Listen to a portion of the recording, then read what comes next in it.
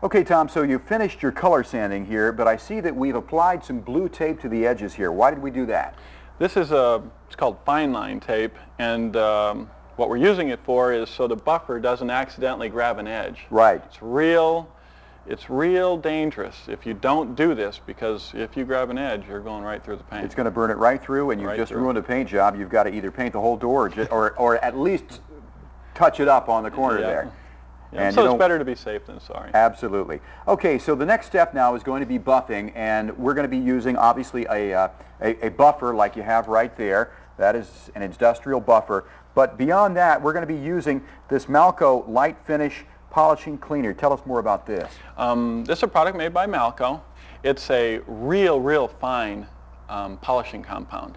It's not like the old-fashioned heavy-duty type compounds that were very coarse, used on lacquers and acrylic enamels. This is a different kind of paint, so you have to use a different kind of polish. Right. And this polish works great. It's a very thin kind of like a toothpaste consistency. Exactly, and that's exactly what we need there. Yep. Okay, so show us how that you apply this and get started with the job.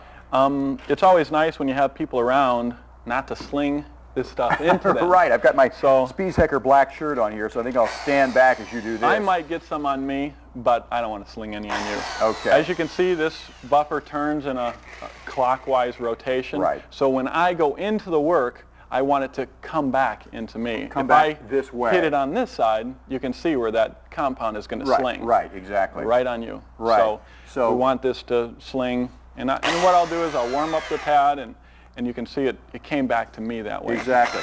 So then now what you're going to do is you're going to put just that amount of this light finish on here. That's all you need? No, we'll use more. But right now, you work this in, you work it in until you start to see it come up, and you want to make sure all your straight line 2000 grit scratches are gone.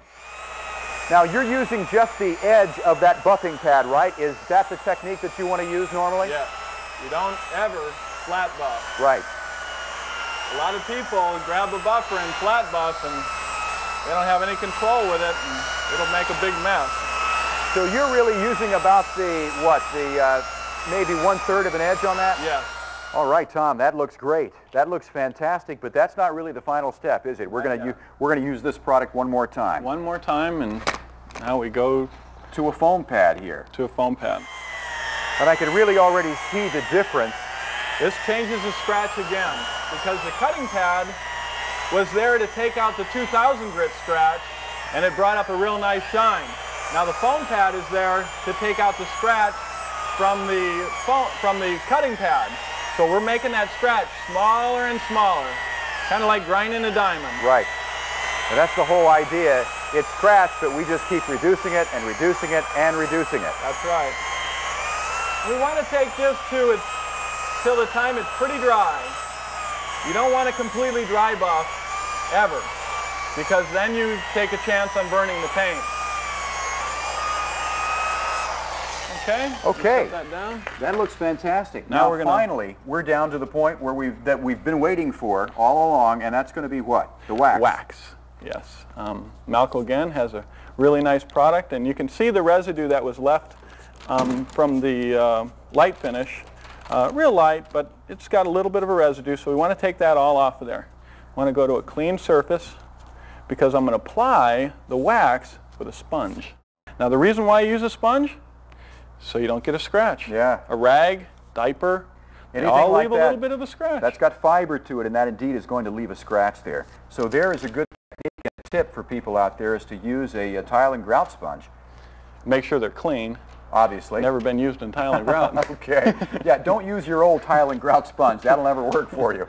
Okay, so now that we've got this on here, we have to let this dry to a haze? Yeah, let that dry completely to a haze, and then we'll buff it dry with a new tile and grout sponge, one that's hasn't been used for waxing, and then we'll compare the differences between the buffed out surface and the surface that was spray gun surface. Wow, that is beginning to look fantastic. And you can see there's no small scratches from what normally would be left on there from a rag. It just looks nice and glassy smooth. That is absolutely Pebble Beach Concours quality right there. And you can see the difference That is incredible. between the two panels. That is incredible. Can we get a shot of the line right here between these two? Wow. That is amazing.